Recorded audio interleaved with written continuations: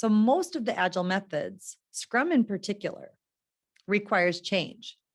Hence my reference to definition of insanity. Because if you don't want to change, don't.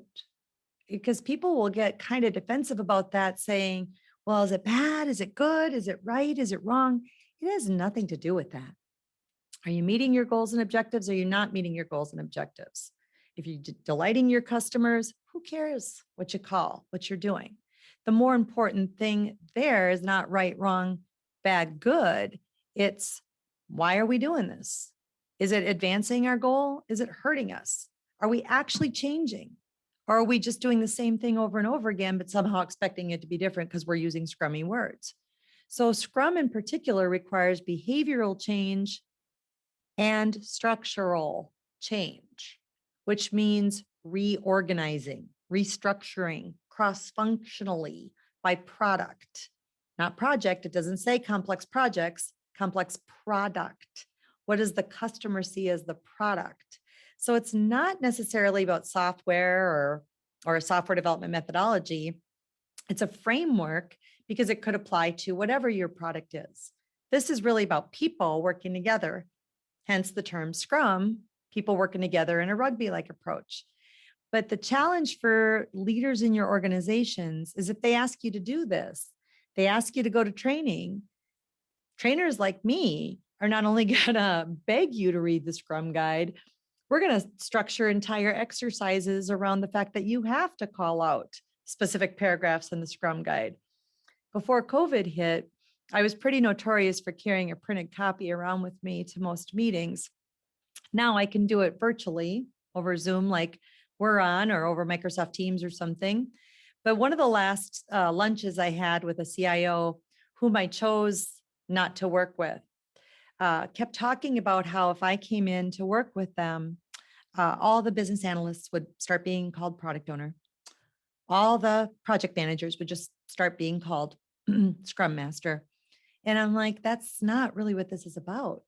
We're going to start with other questions. What are your goals and objectives? Who are your customers? What are your products?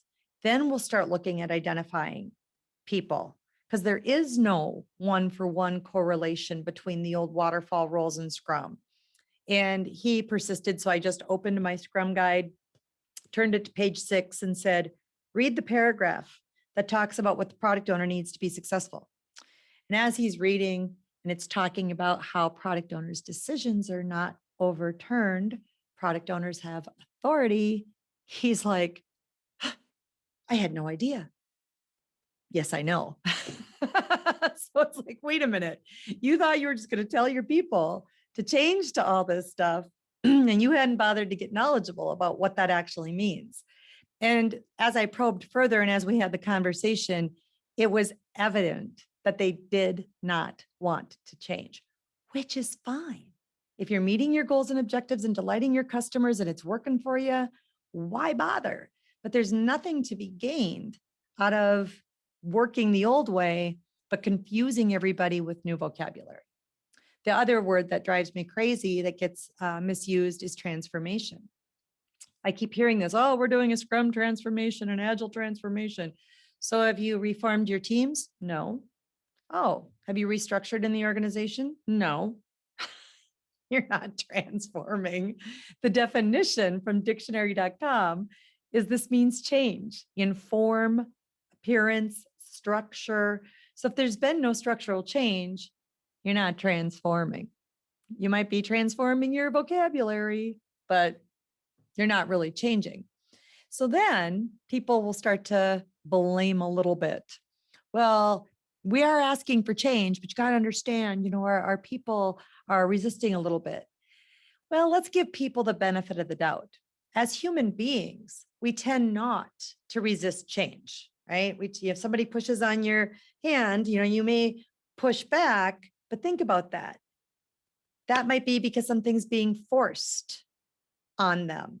So people tend to not automatically resist change. They tend to resist change that's thrust upon them and that they don't understand. So it might look like resistance. It might come across as resistance when, as leaders, we haven't laid out the path.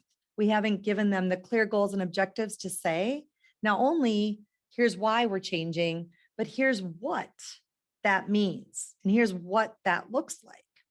Because if we confuse people, it may come across as resistance. And if you're giving them even more contradictory messages from the old way of doing work, in addition to the new stuff, it's no wonder people don't know what to do.